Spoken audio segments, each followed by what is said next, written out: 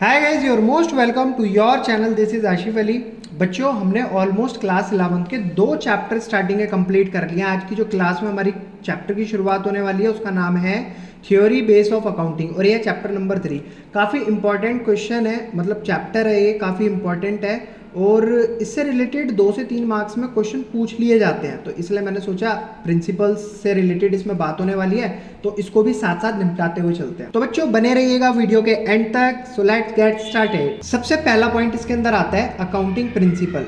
क्योंकि ये पूरा का पूरा चैप्टर ना आपका प्रिंसिपल्स के ऊपर है तो इसीलिए मैं सबसे पहले आपको ये समझा देता हूँ कि अकाउंटिंग प्रिंसिपल का मतलब क्या होता है। देखो बच्चों, अकाउंटिंग आप ऑलरेडी फर्स्ट चैप्टर के अंदर सीख चुके हो। अकाउंटिंग किसे कहते हैं कि जो भी हमारे बिजनेस में लेन देन चलता है, यानी कि हमारे बिजनेस से कितना पैसा बाहर गया, कितना अंदर आया, जो भी हमने रिवेन्यू जनरेट करा, जो भी एक्सपेंसिव उसे हम अकाउंटिंग कहते थे, उनको रिकॉर्ड करा जाता था, क्लासीफाई करा जाता था। तो अकाउंटिंग का तो वो मतलब था जो आपने चैप्टर 1 में सीख लिया है। बट यहाँ पर बात आती है प्रिंसिपल्स की। तो प्रिंसिपल्स को अगर मैं सिंपल लैंग्वेज में आपको समझाऊं, इसका मतलब होता है रूल, अकाउंटिंग के रूल। तो यहां पर लिखा है accounting principle are the rule adopted by accounts universally. तो जो अकाउंटिंग के ना प्रिंसिपल्स होते हैं, जो रूल्स होते हैं, उन रूल्स को अडॉप्ट किया जाता है किसके द्वारा? अकाउंट्स के अंदर अकाउंटेंट के द्वारा वो, और सेम रूल्स को सभी फॉलो करते हैं। अच्छा, रूल्स को फॉलो करना ज़रूरी क्यों है? देखो सिंपल सी चीज़ है। अगर मैं यहाँ पर बच्चों की क्लास ले रहा हूँ और मैंने सबको यहाँ पर बोला हुआ है कि आपको सही अपने बैच की टाइमिंग पर 5 PM आना ही आना है और बच्चे अपनी मर्जी से आ रहे हैं, तो वहाँ पर क्या होगा? रूल ब्रेक होगा। कभी कोई आ रहा है, कभी कोई आ रहा है, तो इस तरीके से ना सिस्टमेटिक वे में क्लास नहीं हो पाएगी।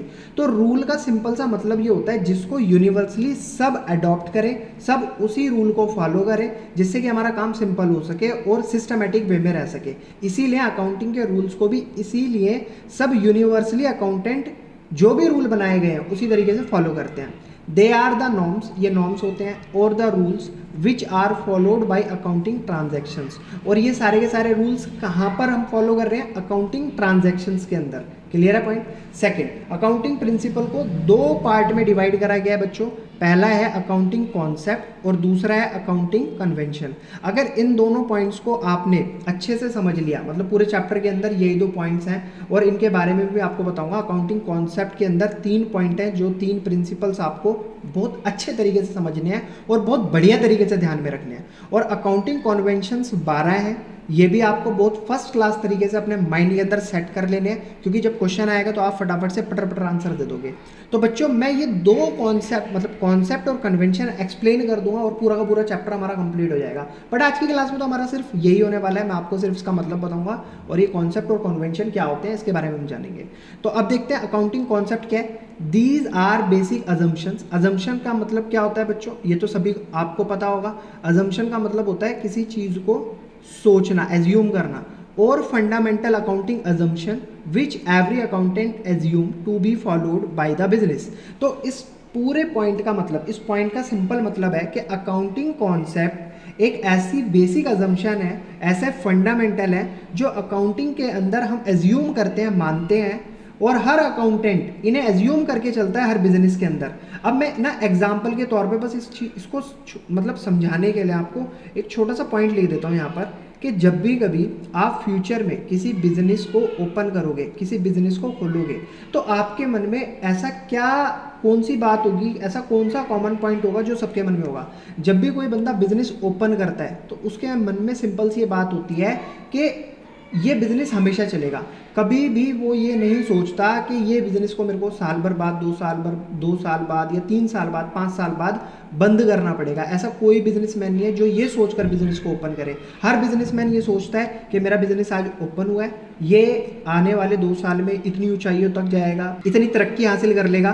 तो ये होता है अकाउंटिंग कॉन्सेप्ट। हालांकि इसके 3 मेन पॉइंट हैं, उनको हम आगे की वीडियो में एक्सप्लेन करेंगे। अभी के लिए सिर्फ इतना ही। अकाउंटिंग कॉन्सेप्ट का मतलब सिंपल ये होता है कि हम ऐसा एज्यूम करते हैं कि हमारा बिजनेस कभी भी बंद नहीं होगा, हमारा बिजनेस हमेशा चलता रहेगा।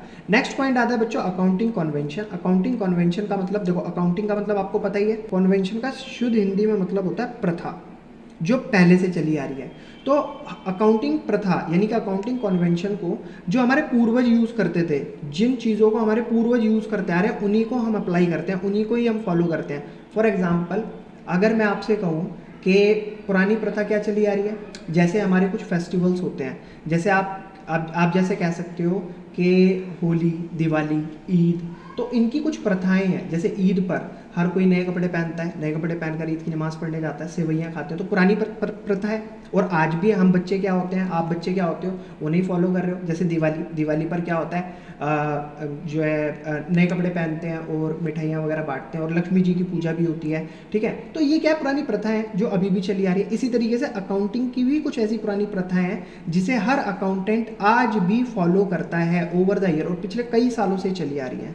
तो बच्चों आज की क्लास में सिर्फ इतना ही था। मेरे को चैप्टर का मतलब चैप्टर के अंदर हम क्या क्या पढ़ने वाले हैं उसका मीनिंग आपको समझाना था। अगर आपको वाकई ये दोनों तीनों पॉइंट अच्छे से समझ आए हैं तो प्लीज़ वीडियो को लाइक, चैनल को सब्सक्राइब जरूर कीजिएगा। बच्चों फिर मिलेंगे आपसे अगली वीडियो में इन दोनों पॉइंट्स के एक्सप्लेनेशन के साथ, जो भी इनके आगे पॉइंट्स हैं उनके साथ। तब तक के लिए धन्यवाद।